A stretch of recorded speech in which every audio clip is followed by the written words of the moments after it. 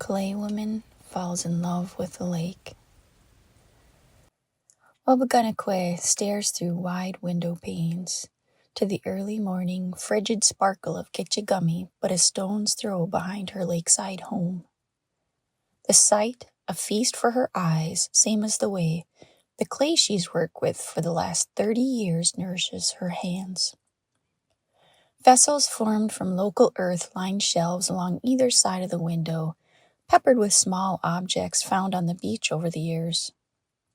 Houses crowd along the shore, but the limited outdoor activity of her neighbors this time of year comforts Waabiganikwe with a sense of solitude. In the winter, hers is the only house with a maintained path to the water's edge. Today, in addition to 2 new feet of snow in her yard, she can see on the beach several large blocks of ice. The lakeshore is always shaping itself anew, rigid and slippery, hard with ice 1 minute, wide open the next, ejecting white, steamy sea smoke a mile into the atmosphere. Girths of wood with wild tangles of root still intact at the base come forth to lodge themselves transitorily, while loads of stone push into and out of Waabiganikwe's cozy nook of land over the course of an afternoon. A great thirst beckons Waabiganikwe's sexagenarian vessel to be filled with the vital lap of the water's edge. Bundled from crown to tip of toe, she slowly but steadily shovels her way, taking it inch by inch, struggling to find a place to heft the heavy, sticky mess atop the already 4-foot walls of fluff.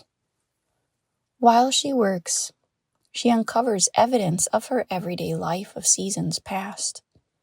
A lost gardening glove here, a chunk of bagaan shell there. After breaking for lunch, she reaches the shore to see the sun kissing the western horizon, biting its golden pink teeth into the varying firmness of translucent liquid life. She greets the water side, her nose dripping, greasy curls under her fleece-lined hat. She removes her gloves and reaches into a pouch for a pinch of osema, which floats on the swirls between circular ice patches, spinning in dance upon the water. Her mission fulfilled, she inspects the beach. Just 1 block of murky ice, a little larger than herself, if lying on her back, remains.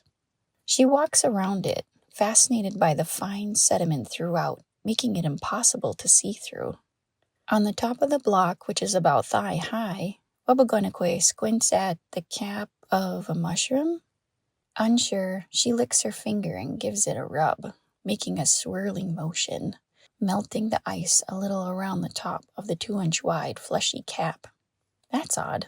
It became warm and wriggled under her touch. No stranger to foraging in the Northland, Waabiganikwe bends down to see if she can sniff out the type of mushroom. Just the slightest aroma. What is that? The tiniest of taste should be harmless, she thinks. Her tongue probes the tip of the structure. She smacks her lips, allowing the flavor to permeate her senses. The taste is distantly familiar.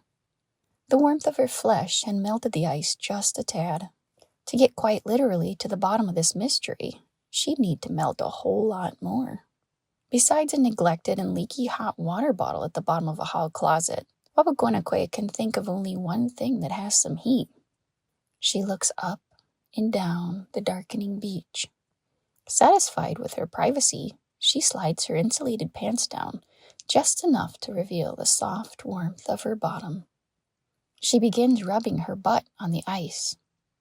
After a short while, Waabiganikwe turns to see the mushroom has grown a touch in girth. In fact, she's not so sure it's a mushroom anymore. She replaces her pants and peers into the interior of the ice block. It's too muddy to tell what's inside. She walks around to a narrow end and gives a push. To her surprise, the ice moves forward. That settles it. A half hour later, Waabiganikwe slides the large chunk of ice off the sled, through the back door, and into the sitting room. She lights several candles and kicks off her pants. Before long, she's gleefully bouncing upon the ice, losing track of time and space as the melt sloshes beneath her. She stops when she feels a new tickle from below. Oh dear! Another smaller protrusion has revealed itself 2 inches from the first, which is now more than just a cap. She shrugs. If it's not broke, don't fix it. Waabiganikwe finds her place upon the ice again. This time the warmth builds greater with the added tickle upon her rear.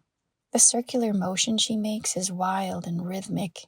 In fact, the last thing that crosses Waabiganikwe's mind before the world turns to light is how she is like a piece of clay, eager to be shaped into form. Candles dark, the ice now melted.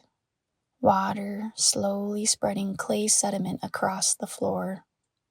Beyond the wide window panes, the clouds break, letting in the moon to shine on 20 toes intertwined on 4 limbs aslumber. A whole day passes, and then another, before any movement is seen outside the house of Waabiganikwe. Just before sunset on the 3rd day, the back porch swing squeaks as 2 dark-haired figures cuddle in a blanket and admire the view of Gichi-Gamii. An elder woman pushes her head through a break in the leafless but thick bush that separates the houses. Lovely, isn't it? The neighbor says. The young, dark-haired woman on the swing smiles and nods. The neighbor persists. I don't think we've met. I'm Sandra. I'm Oshkiikwe, and this, she motions to the handsomely dark-skinned man, smiling contentedly next to her, is Gichi-Gamii-Inini.